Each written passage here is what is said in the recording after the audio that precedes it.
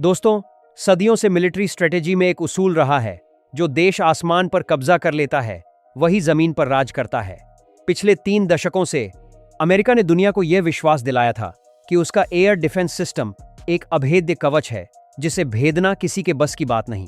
Trillions of dollars के defence budget और advanced technology के दम पर अमेरिका का सुपर पावर स्टेटस अनडिस्प्यूटेड लगता था। लेकिन आज मिडिल ईस्ट के आसमान और समंदर में कुछ ऐसा हो रहा है जिसने पेंटागन के टॉप जनरल्स और ग्लोबल डिफेंस एक्सपर्ट्स की नींद उड़ा दी है। ईरान ने अपने रीसेंट अटैक्स से यह साबित कर दिया है कि अमेरिका का डिफेंस शील्ड अब फेल हो रहा है। इंटरनेट और डिफेंस फोरम्स पर एक टर्म आग की तरह फैल रहा है, DMD 31 ब्रह्मास्त्र। कहा जा रहा है कि ईरान ने एक ऐसी मिसाइल टेक्नोलॉजी और एसिमेट्रिक वॉरफेयर डेवलप कर ली है जिसका तोड़ अमेरिका की $1 बिलियन पेट्रियट थी HAAD और ईजिस बैटरीज के पास भी नहीं है।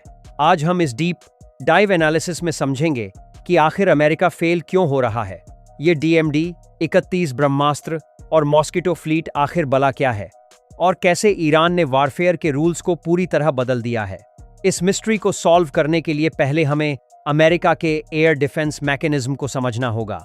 US मिलिट्री का डिफेंस नेटवर्क मेनली 3 लेयर्स पर बेस्ड है: Patriot, short to medium range, third terminal high altitude area defence, और एजिस कॉम्बैट सिस्टम, नेवल और लॉन्ग रेंज। ये सिस्टम्स इंजीनियरिंग का मार्वल हैं, लेकिन इनकी डिजाइन फिलॉसफी 20वीं सेंचुरी की बैलिस्टिक मिसाइल थ्रेट्स पर आधारित है। ट्रेडिशनल बैलिस्टिक मिसाइलें एक फिक्स्ड प्रेडिक्टेबल पैराबोलिक ट्रैजेक्टरी, एक आर्क जैसी शेप फॉलो करती हैं। जैसे ही कोई एनिमी मिसाइल लॉन्च होती है, अमेरिका के पावरफुल रडार उसे डिटेक्ट करते हैं। सुपर कंप्यूटर्स उसके पाथ की मैथमेटिक्स को कैलकुलेट करके उसके लैंडिंग स्पॉट का पता लगाते हैं, और फिर एक इंटरसेप्टर मिसाइल लॉन्च होती है जो हवा में ही टारगेट को हिट टू किल टेक्निक से डिस्ट्रॉय कर देती है। प्रॉब्लम यह है कि ये सिस्टम्स तभी काम करते हैं जब एनिमी मिसाइल अपना पाथ चेंज ना करे। ईरान ने इसी वीकनेस को पकड़ लिया और अपनी टेक्नोलॉजी को अनप्रेडिक्टेबल बना दिया। अब आते हैं उस रहस्य पर जिसे DMD 31 ब्रह्मास्त्र कहा जा रहा है। डिफेंस टर्मिनोलॉजी में ब्रह्मास्त्र का मतलब एक ऐसा अल्टीमेट वेपन है जिसके आगे सारे अस्त्र बेअसर हो जाएं। हालांकि DMD 31 ईरान का कोई officially declared public missile name नहीं है, बल्कि यह डिफेंस कम्युनिटी में एक कोड नेम बन चुका है ईरान के उस डेडली कॉम्बिनेशन के लिए जिसमें वो हाइपरसोनिक टेक्नोलॉजी और मैन्यूवरेबल रीएंट्री व्हीकल्स का यूज करते हैं। ईरान की लेटेस्ट फैटा 1 और फैटा 2 जैसी हाइपरसोनिक मिसाइलें मैक 15, मख 15 लगभग 18 किलोमीटर प्रति घंटा की रफ्तार से ट्रेवल करती हैं। लेकिन इनका असली ब्रह्मास्त्र इनकी स्पीड नहीं, बल्कि इनकी मैन्यूवरेबिलिटी है। जब यह मिसाइल अर्थ के एटमॉस्फेयर में एंटर करती है तो यह सीधी नहीं गिरती। इसमें हाइपरसोनिक ग्लाइड व्हीकल्स लगे होते हैं जो एटमॉस्फेयर के एज पर ग्लाइड करते हैं और अचानक अपनी डायरेक्शन और ऑल्टीट्यूड चेंज कर लेते हैं। जब तक अमेरिकन रडार सिस्टम इसकी ट्रैजेक्टरी कैलकुलेट करके इंटरसेप्टर फायर करता है, यह मिसाइल अपनी जगह से हजारों मीटर शिफ्ट हो चुकी होती है। इस फिजिक्स डिफाइंग मूवमेंट के आगे अमेरिका के एडवांस्ड एल्गोरिदम्स पूरी तरह ब्लाइंड और यूजलेस हो जाते हैं। अमेरिका के ना रोक पाने का दूसरा सबसे बड़ा कारण ईरान की मास्टर लेवल टैक्टिकल स्ट्रेटेजी है, जिसे मिलिट्री टर्म्स में सैचुरेशन अटैक या स्वार्म टैक्टिक्स कहते हैं। ईरान बहुत अच्छी तरह जानता है कि US मिलिट्री के पास इंटरसेप्टर मिसाइलें लिमिटेड क्वांटिटी में होती हैं और रडार की ट्रैकिंग कैपेसिटी की भी एक लिमिट होती है। इसलिए जब ईरान अटैक करता है तो वो सीधे अपने ब्रह्मास्त्र फायर नहीं करता। अटैक कई वेव्स में होता है। फर्स्ट वेव में ईरान सैकड़ों चीप शाहेद सुसाइड ड्रोन्स और ओल्डर जनरेशन क्रूज मिसाइलें लॉन्च करता है। ये ड्रोन्स इंटेंशनली स्लो और रडार विजिबल होते हैं। इनका मकसद अटैक करना नहीं, बल्कि अमेरिकन और उनके अलाइज के रडार्स को ओवरलोड करना है। जब बस एयर डिफेंस इन सैकड़ों सस्ते ड्रोन्स को शूट डाउन करने में बिजी हो जाते हैं और उनकी इंटरसेप्टर ट्यूब्स खाली हो जाती हैं, ठीक उसी विंडो में जब सिस्टम चोक हो चुका होता है, ईरान अपने एडवांस्ड अनइंटरसेप्टेबल हाइपरसोनिक और स्टेल्थ मिसाइलें लॉन्च कर देता है। एक डिफेंस सिस्टम एक वक्त में 100 टारगेट्स ट्रैक कर सकता है, पर जब आसमान से 500 अलग अलग आकार और स्पीड के टारगेट्स एक साथ आएं, तो किसी भी देश का शील्ड कोलैप्स होना तय है। मॉडर्न वॉर्स सिर्फ एक्सप्लोसिव्स से नहीं, बल्कि रेडियो वेव्स और इलेक्ट्रॉनिक्स से जीती जाती हैं। ईरान ने पिछले कुछ सालों में रशियन और चाइनीज टेक असिस्टेंस के जरिए अपनी इलेक्ट्रॉनिक वारफेयर कैपेबिलिटीज को एक्सट्रीम लेवल पर अपग्रेड कर लिया है। रिपोर्ट्स यह बताती हैं कि ईरान की लेटेस्ट हैवी मिसाइलों में एडवांस्ड इलेक्ट्रॉनिक काउंटर, मेजर्स और जैमर्स फिटेड हैं। जब ये मिसाइलें टारगेट की तरफ बढ़ती हैं, तो ये अस रडार्स पर फॉल्स सिग्नल्स भेजती हैं, जिससे रडार की स्क्रीन पर एक मिसाइल की जग 10 घोस्ट मिसाइलें दिखाई देती हैं। सिस्टम कंफ्यूज हो जाता है कि असली टारगेट कौन सा है। इसके अलावा असली टारगेट हाइपरसोनिक स्पीड पर ट्रैवल करते वक्त मिसाइल के आगे इतनी हीट जनरेट होती है कि उसके आस पास एक प्लाज्मा क्लाउड बन जाता है। यह प्लाज्मा क्लाउड नेचुरल स्टेल्थ का काम करता है और रडार वेव्स को एब्जॉर्ब कर लेता है, जिससे मिसाइल कुछ सेकंड्स के लिए रडार से पूरी तरह इनविजिबल हो जाती है। यह टेक्नोलॉजिकल एज अमेरिका को ब्लाइंड कर देता है। एक और पहलू है जिसे दुनिया इग्नोर कर देती है, और वो है कॉस्ट एसिमेट्री या आर्थिक युद्ध।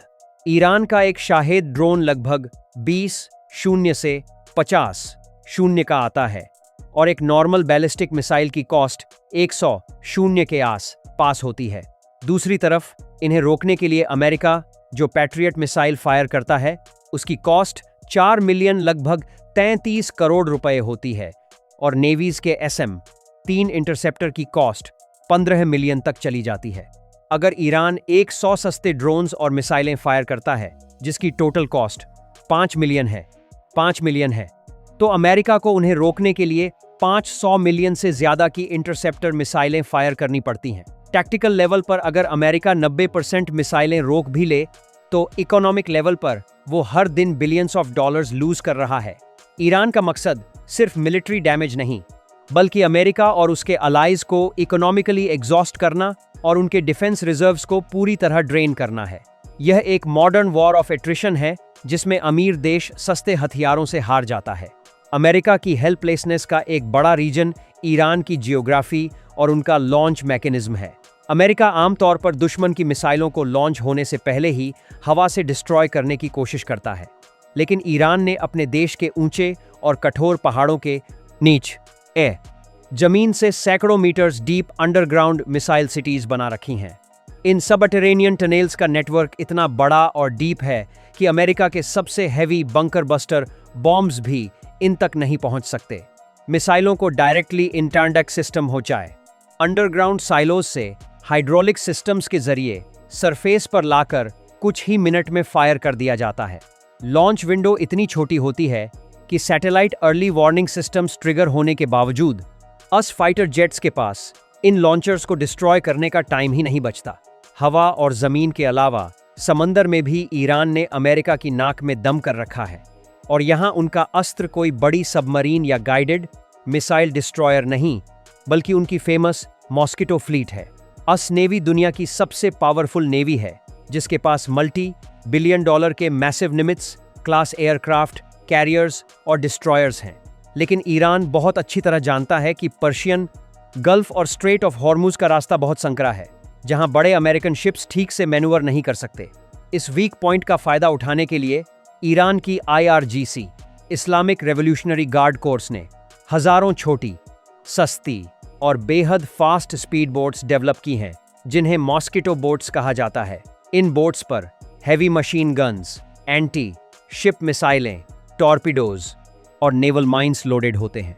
एक अमेरिकन वॉरशिप आराम से 2-4 शिप्स को डिस्ट्रॉय कर सकता है, लेकिन जब समंदर में एक साथ 50 से 100 मॉस्किटो बोट्स एक स्वार्म की तरह किसी एक बड़े वॉरशिप पर 360 डिग्री से अटैक करती हैं, तो अमेरिका का सबसे advanced phalanx CIWS close in weapon system भी कंफ्यूज और ओवरवेल्म हो जाता है। कुछ बोट्स लिटरली सुसाइड मिशंस के लिए एक्सट्रीम एक्सप्लोसिव्स से भरी होती हैं, जो सीधे शिप से टकरा जाती हैं। यह एसिमेट्रिक नेवल वॉरफेयर का एक प्राइम एग्जाम्पल है, जहां एक 50 शून्य की छोटी स्पीड बोट एक 13 बिलियन के एयरक्राफ्ट कैरियर के लिए मौत का फरमान बन सकती है।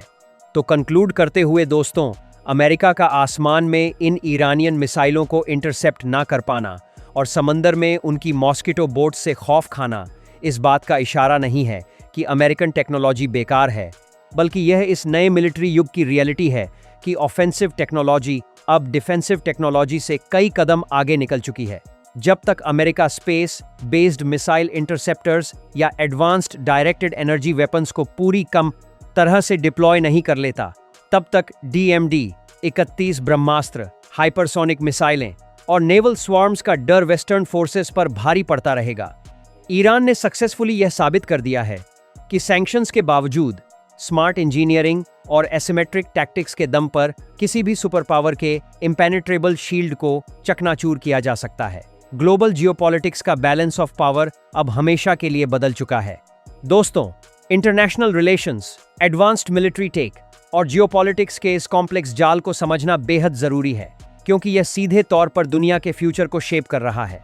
अगर आपको हमारी यह in depth deeply researched documentary script पसंद आई हो और आपने इस वीडियो से कुछ नया और वैल्यूएबल सीखा हो, तो अपना सपोर्ट जरूर दिखाएं। आपके हिसाब से क्या आने वाले वक्त में अमेरिका इस हाइपरसोनिक टेक्नोलॉजी और मॉस्किटो बोट्स का कोई तोड़ निकाल पाएगा? अपने विचार कमेंट्स में जरूर लिखें। ऐसे ही प्रीमियम, नॉलेजेबल और हाईली डिटेल्ड कंटेंट के लिए इस वीडियो को लाइक जरूर करें, अपने फ्रेंड्स और फैमिली के साथ शेयर करें और चैनल को सब्सक्राइब करके नोटिफिकेशन बेल दबा लें, ताकि ऐसी कोई भी मास्टर क्लास एनालिसिस आपसे मिस ना हो। धन्यवाद और जय हिंद।